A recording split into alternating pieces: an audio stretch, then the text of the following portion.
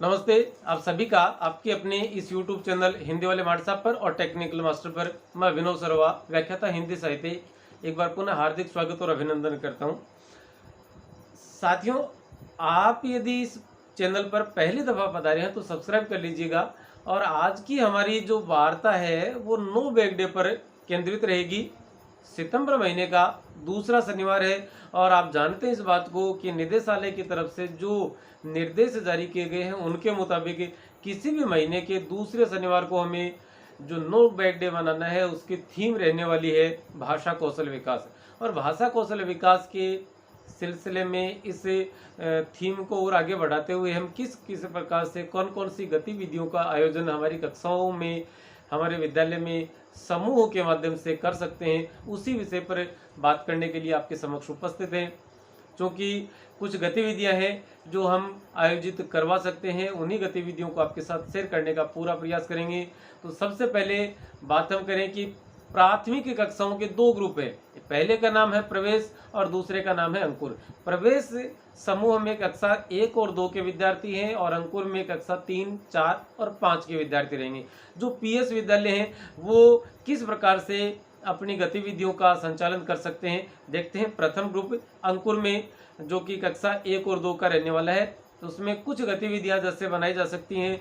एक तो हम अपने आस पड़ोस के जो भी व्यवसाय हैं, चाहे उनमें कोई भी जैसे हलवाई है, ड्राइवर है, डॉक्टर है, मिस्त्री है, किसान है, मजदूर है, गृहिणी है, शिक्षक है, वकील है, सैनिक है, पुलिस है, इन सभी की हम उनको बच्चों को फोटो दिखाएं और उनसे पूछा जाए कि बेटा ये किसकी फोटो है। बच्चा पहचानेगा कि ये सर पुलिस की फोटो है। हाँ बेटा, पुलिस का क्या काम होता है। तो क्योंकि हम जानते हैं इस बात को कि पहली और दूसरी कक्षा में जो बच्चे हैं वो उनका लेखन पद्धति है वो इतनी तैयार नहीं हुई, क्योंकि भाषा को शिक्षण के या भाषा सीखने के जो भी तरीके हैं या जो कौशल हैं वो 4 हैं। सुबोपली, सुनना, फिर बोलना, फिर पढ़ना और अंतिम कौशल है लिखना। यदि बच्चे ने लिखना सीख लिया इसका मतलब वो भाषा में बहुत कुछ कर सकता है। तो धैर्य के साथ टीचर की बात सुनना और अपने आप को अभिव्यक्त करना एक बहुत बड़ी बात है। तो सभी चीज़ें, सभी ये जो इस प्रकार की फ़ोटो जितनी हम उपलब्ध करवा सकते हैं, या कोई राजा की भी हो, रानी की भी हो, सैनिक की भी हो, तो ये सारी फ़ोटो हम बच्चों के समक्ष उनको दिखाएं और उनसे पूछा जाए कि बेटा किसकी फ़ोटो है और इनके काम क्या क्या हैं। जैसे डॉक्टर की फ़ोटो स्टेथोस्कोप के साथ उनकी दिखाई जाए तो बच्चों से पूछा जाए कि बेटा ये क्या काम करते हैं, कब हम इनके पास जाते हैं ये बीमार होने पर। तो बच्चे के जो जवाब आएंगे वो उसके भाषाई कौशल को और ज़्यादा विकसित कर सकते हैं। उसके बाद में हम बच्चों से किसी भी प्रकार के चित्र बनवा सकते हैं। जैसे बरसात का चित्र बनाना है, प्रकृति का चित्रण करना है, किसी अस्पताल का आप चित्र बनाइए, किसी भी प्रकार का। जैसे आपने विद्यालय देखा है तो स्कूल की का डेकोरम बनाते हुए स्कूल के 4, 5, 10 कमरे जितने भी हैं उस कमरों को आप अपने स्केच पेन, कलर पेन, किसी से भी या पेंसिल से और एक ड्राइंग के रूप में बना कर देवें और बच्चे की वो जो उसने बच्चे ने बनाया है वो हम अपने दस्तावेजों में संग्रहित कर सकते हैं।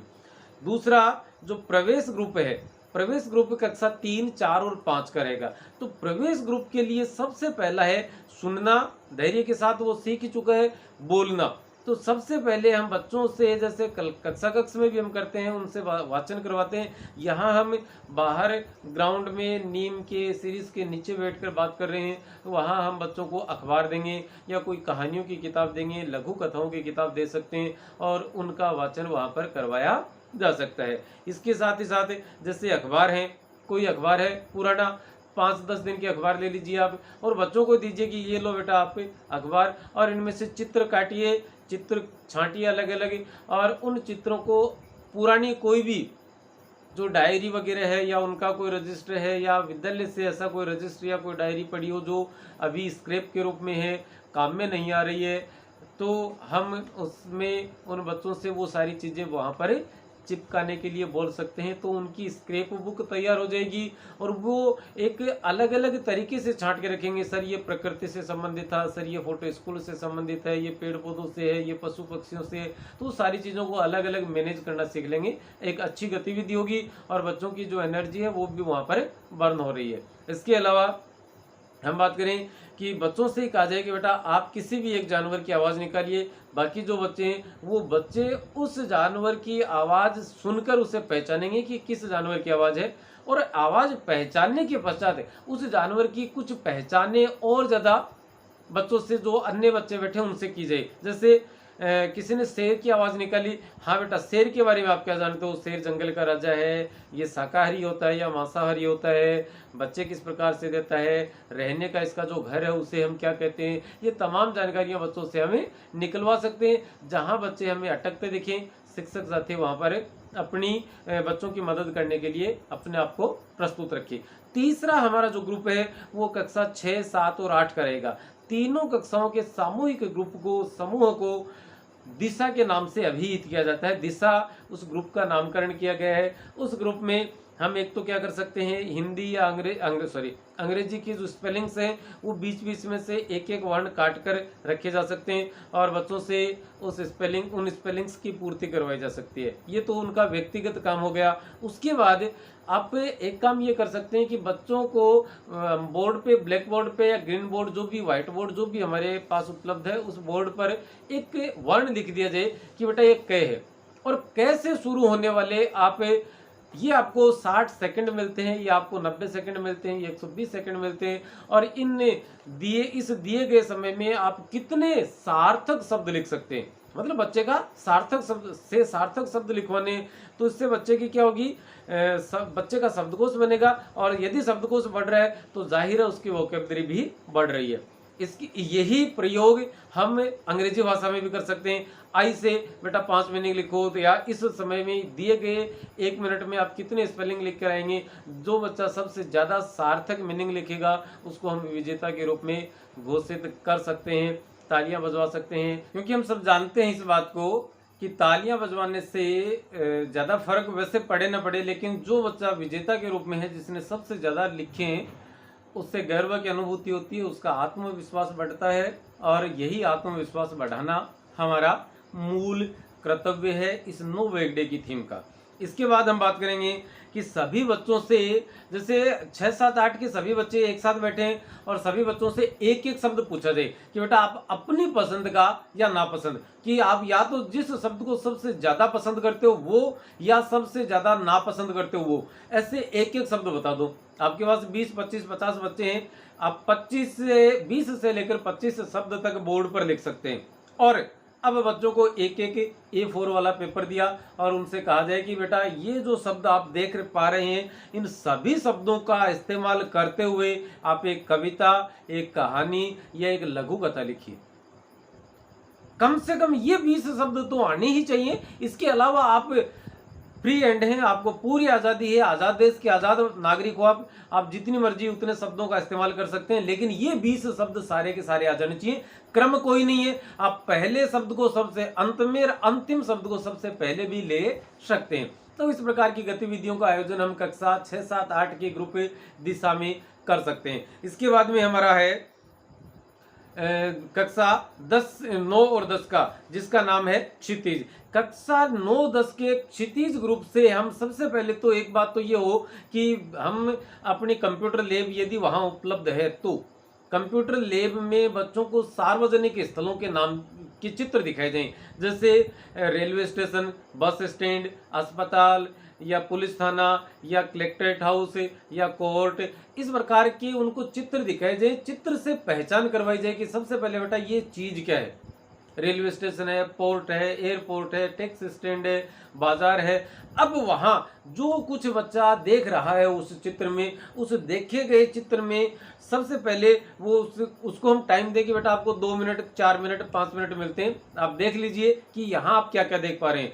और उसके बाद उस सीन को हम बंद कर देंगे, हमारी जो स्क्रीन है उस स्क्रीन को हम बंद कर देंगे, और बंद करने के पश्चात बच्चों से कहा जाए कि बेटा अब आपको सबसे पहले इसकी पहचान लिखनी है, और उसके बाद यहाँ पर क्या क्या कार्य होते हैं। आमतौर पर बसों का आना जाना है, रेलवे स्टेशन पर रेलगाड़ियों का आना जाना है, और आपने इस चित्र में क्या क्या देखा। कितने आदमी खड़े थे, कितने बैठे थे, क्या कर रहे थे, कोई पशु भी खड़ा था, कोई दुकान भी है, कुछ क्या बेचा जा रहा है, कोई ठेला है कि नहीं है, ये सारी तमाम चीज़ें हमें बच्चे का वहाँ पर माइंड शार्प हो रहा है और बच्चा अपनी याद को बढ़ाएगा, उसकी मेमोरी जो है वो बहुत ज़्यादा शार्प होगी इससे, और वो अपने आप को प्रस्तुत भी कर सकेगा। इसी के आधार पर कल को बच्चा अपनी कहानी, अपनी आत्मकथा का कोई एक अंश या किसी यात्रा का वर्णन वह कर सकता है। इसके अलावा जैसे कुछ शब्द हम खोज के दें या कुछ शब्द हम बच्चों के सामने प्रस्तुत करें, वे ऐसे शब्द हों जो हिंदी में कुछ अलग रूप में और हमारी स्थानीय भाषा में कुछ अलग रूप में हम उनका इस्तेमाल करते हैं। तो उन शब्दों को भी बच्चों से पूछा जाए कि बेटा हम इन शब्दों का अपनी लोकल या स्थानीय भाषा बोली में किस प्रकार से इस्तेमाल करते हैं। एक ये था। उसके बाद में है कक्षा 11 और 12 का ग्रुप जिसका नाम है उन्नति। इसमें 11 और 12 के दोनों कक्षाओं के बच्चे रहेंगे और उन बच्चों से कुछ हम कहें कि असाइनमेंट उनको दिया जा सकता है। असाइनमेंट में टाइटल हो, जैसे कि एक दे दिया, टाइटल दे दिया हमने, या सबसे पहले हम पूरी कक्षा को, यदि बच्चों की संख्या 30 से ज़्यादा है तो, यदि 30 से ज़्यादा है बच्चे तो 5-5 के ग्रुप उप समूह बना लिए जाए, सब ग्रुप बना लिए जाए, और पांचों ग्रुप 6 ग्रुप बन गए 5-5 बच्चों के, 30 बच्चों के, उससे ज़्यादा भी हो सकते हैं। एक ग्रुप में 5 से 6, 7, 8 तक बच्चे रख सकते हैं।